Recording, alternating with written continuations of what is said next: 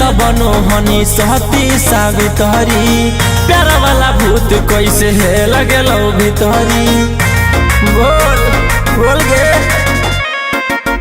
पहले त बनो हनी सहती सावित्री प्यारा वाला भूत कैसे है लगेलो भीतरी। कवल जवानी रखिए ओढ़नी से झाँप के खाल चाप के नहीं सुझो है हमर बाप के खाल चाप के नहीं बुझा है हमर बाप के खाल चाप के।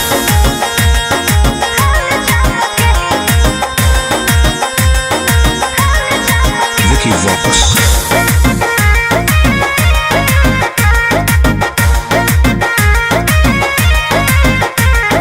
रहबही जे छौड़ा अब हम परिवार के भरोसे रे रहबही जे छौड़ा अब हम परिवार के भरोसे रे जैते ओढ़ाई न हमर गरम समोसे रे जैते ओढ़ाई न हमर गरम समोसे रे।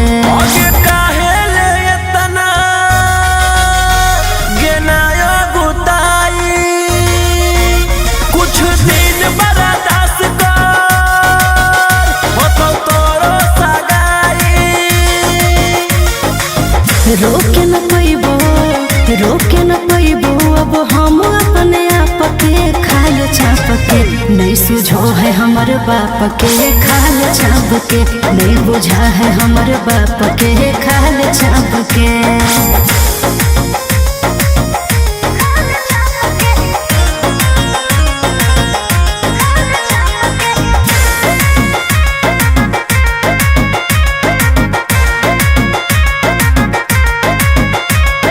जहिया से होलो है हमर 16 के उमरिया रे जहिया से होलो है हमर 16 के उमरिया रे बस में हको नहीं छोड़ा रे हमर शरीरिया रे बस में हको नहीं छोड़ा रे हमर शरीरिया रे।